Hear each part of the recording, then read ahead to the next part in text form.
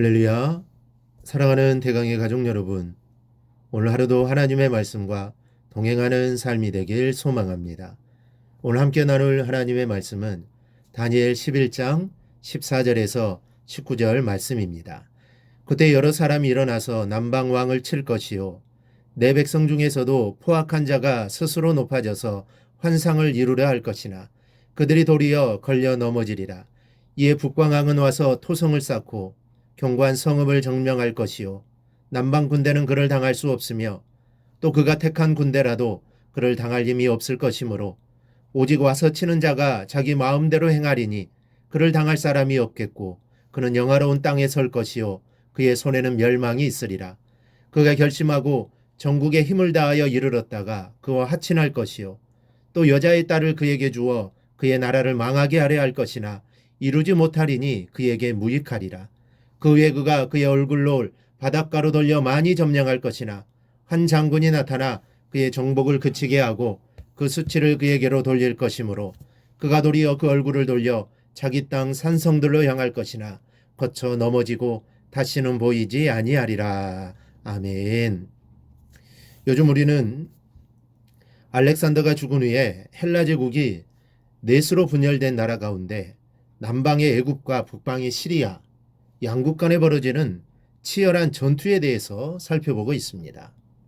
우리가 살펴보고 있는 성경 말씀은 장차 벌어질 헬라 제국에 관한 예언입니다.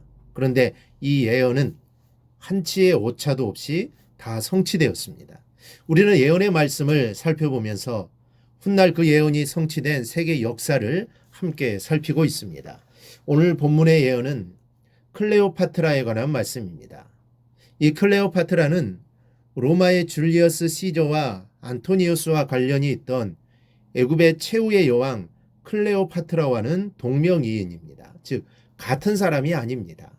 북방의 시리아 왕은 안토니오쿠스 3세입니다.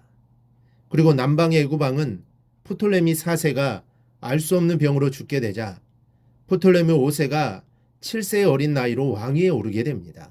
그리고 세월이 흘렀습니다. 시리아 왕은 애굽으로 완전히 정복하고 싶은 욕망이 아주 컸습니다. 그러나 함부로 애굽을 공격할 수 없었습니다.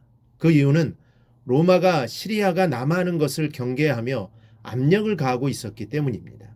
결국 시리아 왕은 로마의 압력에 의해 애굽을 무력으로 삼키려는 계획을 바꾸고 계략을 세웠습니다. 그들의 계략은 거짓으로 화친 조약을 맺고 애굽을 수중에 넣으려는 것이었습니다. 그래서 시리아 왕은 자신의 딸 클레오파트라를 애굽 왕 프톨레미 5세와 결혼을 시켜 결혼 동맹을 맺었습니다. 그의 계획이 잘 진행되는 것 듯이 보였습니다. 그러나 클레오파트라는 아버지를 배신합니다. 그리고 남편으로 하여금 로마와 동맹을 맺게 하여 시리아를 경계하도록 했습니다. 결국 딸을 이용하여 애굽을 손에 넣으려 한 이 안티오쿠스 3세의 계획도 실패로 돌아가고 말았습니다. 만일 로마가 애굽을 돕지 않았거나 클레오파트라가 아버지의 계획대로만 움직였다면 애굽은 시리아의 수중에 들어갔을 것입니다.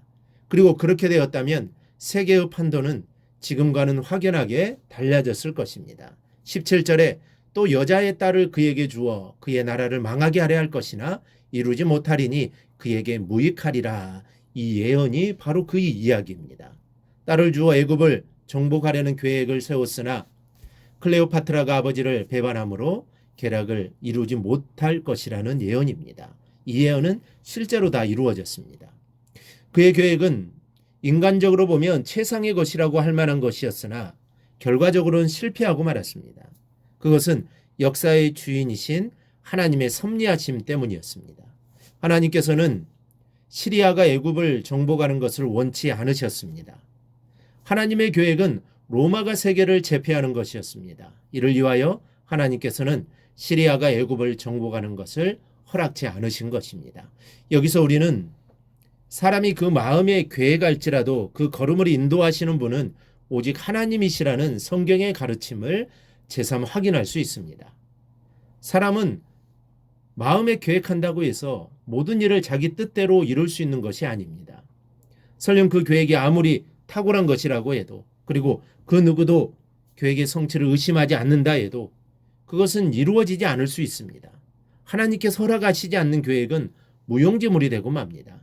하나님께서는 아무리 훌륭해 보이는 계획일지라 할지라도 하나님의 뜻에 부합하지 않으면 그것의 실행을 허락하시지 않습니다. 그러므로 우리는 무슨 계획을 세우든지 먼저 그것이 하나님의 뜻에 합당한 것인지 하나님이 인도하시는 걸음인지를 생각하고 확인해야 합니다. 계획을 세울 때부터 기도를 통해 하나님과 의논하고 하나님의 뜻이 무엇인지를 찾아야 합니다. 아무리 선한 것처럼 보이는 계획이라도 하나님께는 합당하지 않을 수 있습니다. 다윗의 성전 건축 계획이 바로 그러하였습니다. 다윗의 성전 건축 계획은 참으로 아름다운 것이었고 누가 보아도 선한 것이었지만 하나님은 다윗의 성전 건축을 허락하시지 않았습니다. 이렇게 무슨 계획이든지 하나님의 뜻에 합당해야 비로소 이루어질 수 있습니다. 그런즉 여러분은 모든 계획을 세우기 전에 먼저 우리의 걸음을 인도하시는 하나님과 의논하시기 바랍니다. 그것이 우리의 걸음과 행사를 축복된 것으로 세우기 위한 참된 첩경이기 때문입니다. 사랑하는 여러분, 성경이 예언한 대로 세계의 역사를 다 성취되었습니다. 오늘 말씀에서 클레오파트라가 아버지를 배반하는 모습을 보시면서 무슨 생각이 드십니까? 클레오파트라는 당대의 여걸임이 틀림없습니다. 어쩌면 여걸이었기에 아버지를 버렸을지도 모릅니다. 여기서 우리는 혈육의 관계는 불완전하다는 것을 배우게 됩니다. 육적인 것은 상황에 따라서 변할 수 있습니다. 그러나 나를 향한 하나님의 마음, 나를 향한 주님의 그 사랑은 영원히 변하지 않는다는 것을 깨달으시기를 바랍니다. 세상에서 변하지 않는 것은 하나도 없습니다. 오직 변하지 않는 것이 있다면 그것은 주님의 말씀입니다. 세상 천지가 없어질지라도 주님의 말씀만은 영원한 것을 믿으시기 바랍니다. 그리고 그 말씀을 꼭 붙들고 믿음으로 살아가는 여러분이 되시기를 주님의 이름으로 축원합니다. 오늘 묵상한 말씀을 굳게 잡고 삶으로 실천하며 살아내는 대강의 모든 성도들이 되기를 축복합니다.